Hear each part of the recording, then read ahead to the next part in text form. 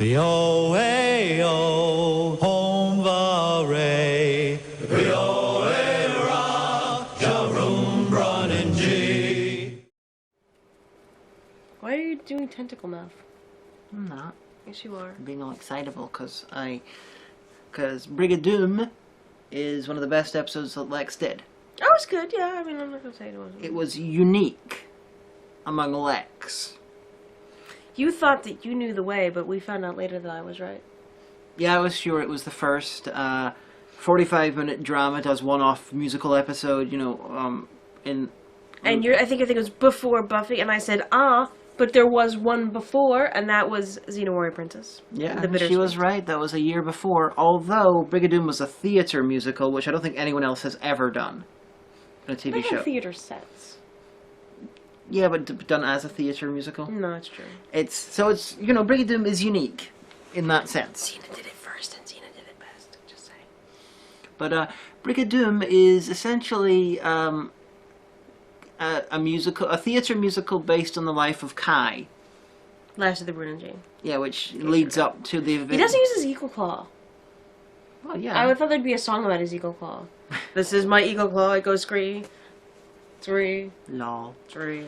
And the music was very old school. It was the theater was sort of 18th century style, and deliberately the music was chosen, the actual songs, the music, not the words, that was taken from traditional German folk songs of around that era. Well, there you go. Make it sound authentic. I don't know. I was always in stage crew, so I can't sing very well. And that kind of if you couldn't sing, in my school, then you really there was the fall drama, but nobody went to that, so I could never really be involved in the theater in any capacity other than stage crew because I couldn't sing. I'm just saying. But did you like Brigadoom? Yeah, I thought it was good. Although I have to say, I was kind of in Stan's corner the whole time. Okay, so basically, they were going to the center of the universe where everything's uncertain because they figured sure there'll be something there that'll help us out. It's going to be like that bit near the end of season 6 of Red Dwarf. Right. And then so they see this old-timey theater, and Lexx is like, "Can I eat this? It looks tasty." And Stan's like, "Yeah, go for it."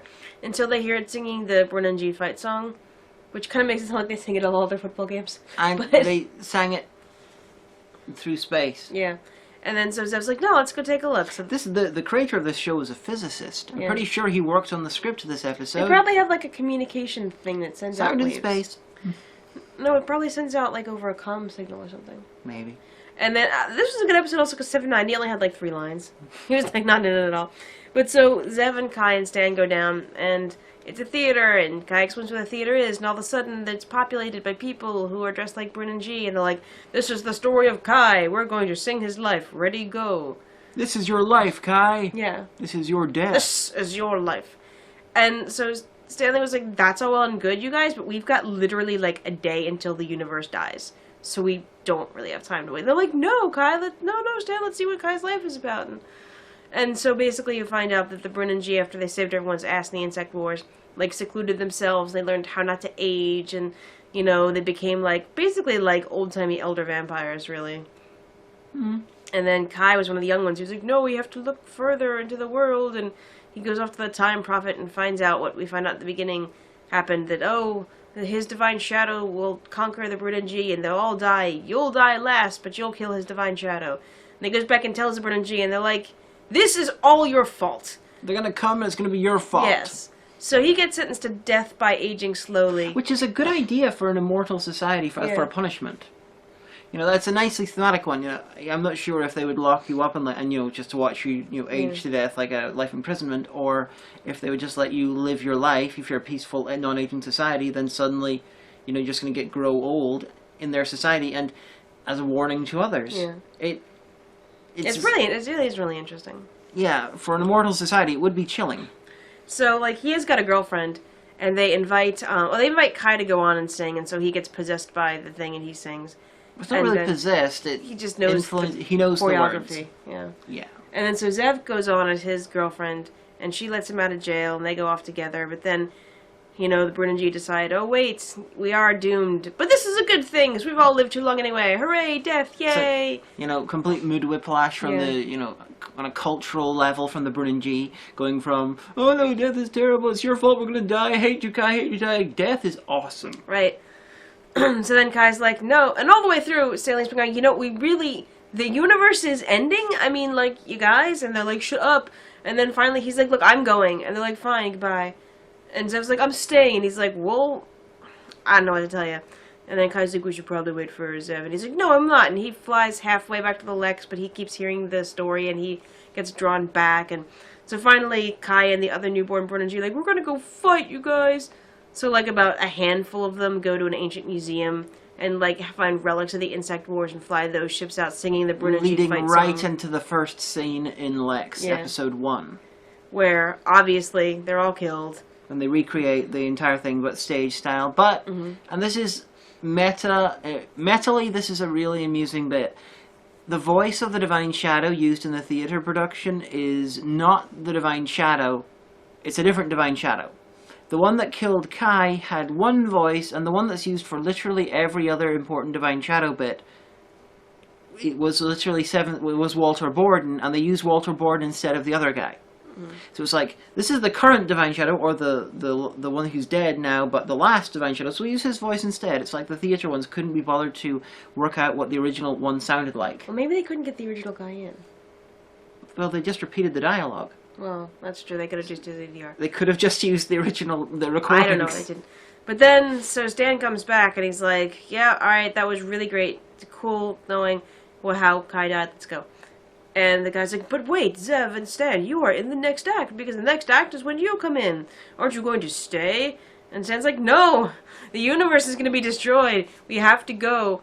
And at least fight. And he says, it's a good way to die. Kai, you know, learning about his life has shown me the way. Yeah, Stan's become brave, and he's like, I'm going to he's like, use we're not gonna... Kai's example. He's like, running to the center of the universe. We have no chance. It's a coward's death. We have to turn and fight Mantrid.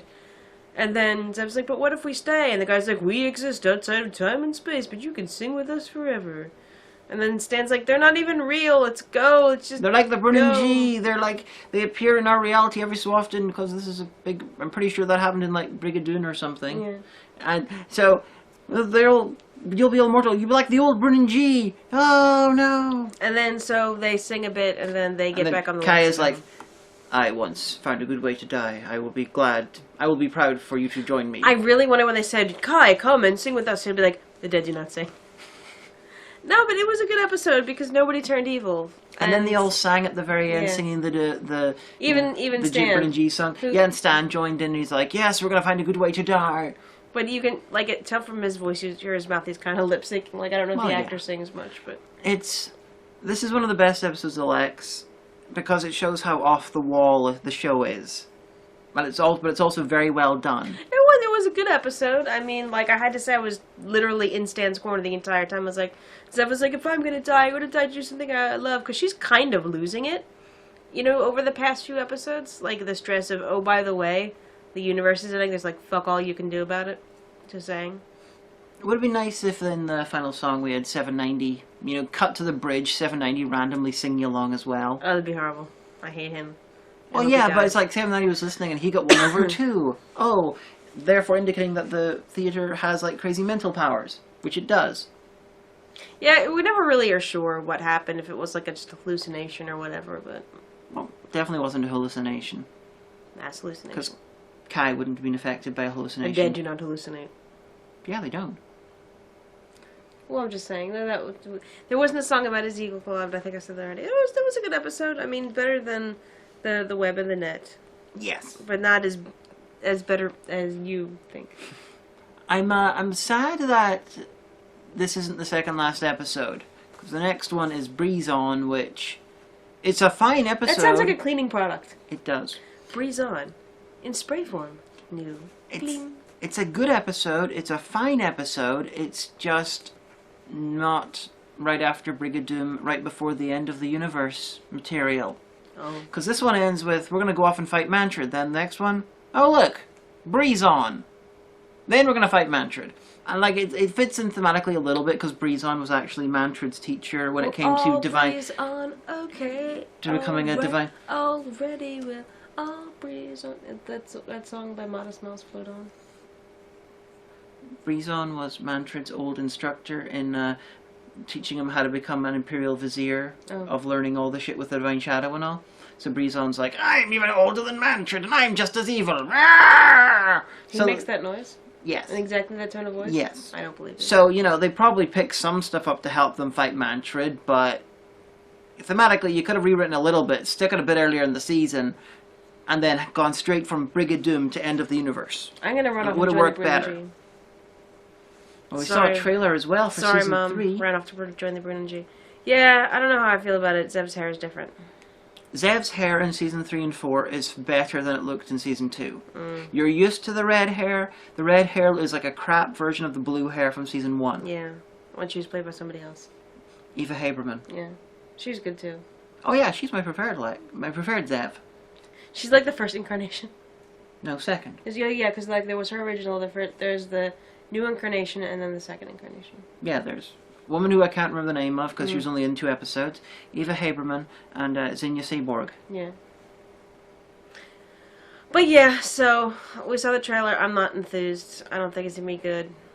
I want to see a Lexx sequel series. Everyone is old now. So? This was like Stanley... Okay. Yeah, but didn't he like get mugged and have like PTSD and then didn't act for years and years until he was in a hobo with a shotgun? Yeah, but he was in other films. He's acting again, so... You should write to him. You could have like... Just, if you're Stanley Tweedle, write the show. Spoiler: two of the cast who aging could be a problem with couldn't be in a continuation anyway. The only ones who are in the main cast who could be in the series, unless they do severe weirdness with the continuity, would be Stan, Zev, and the Lexx itself. Well, not even the Lexx, but still voiced by Tom Gallant. So Stan gets older. It doesn't exactly change the character. Zev probably recast the character because love slaves are meant to stay eternally young. Yeah, so she would regenerate again. Yeah, something happened. She's now played by someone else who's German and hot. Tom Gallant still voicing the ship. There you go. Just create some more characters. Go off and have adventures. Kai Jr. He could be like Kai Jr. He could be like a wee Kai. Who's ironically fighting a giant Jaeger with his eagle claw. Oh, come on, Stan. The dead don't go to bed early. That would be a wee baby Kai. Are you okay? I was amused. Alright. Well, yeah, it was a good episode. Nobody died. Nobody was really a douche to. Yeah, there was no villain. It's really weird set up and structured because there was no antagonist. Because it was the start out the anything. Oh, here's a thing that we should all leave the Lexx to go look at. I don't want to leave the Lexx. No, I think it's a good idea. Okay, fine. It's like a regular episode of Lexx, but they forgot to write a bit where someone turned evil or turned against them. Which is good because it was interesting. It really worked. They were like, you know, we can have a villain or we can have songs. Let's just continue with the songs. Yep. So that's what I have to say about that. The background looks different because we're in a different room right now. Yeah, this is a yellow room. I'm going to be in this room for like 2 weeks or something. My ceiling's going to be plastered. We explained this in the Guyver backseat critique, but this might go up before that, so. It might. We don't know. Well, depends. But yeah, so that's what we had to say about that. The next step, what's the next episode? Breeze On? Breeze On, then End of the Universe, and then we are on to season 3, which is the best overall season of the show. Okay. Even if you didn't look too impressed with the trailer. Well, you said it was a poorly edited trailer. Oh, it was. Yeah. So, we'll see you for Breeze On. We'll all breeze on, okay. Breeze on. Breeze off. Oh, breeze on. Breeze off. Float on. Oh, Jesus.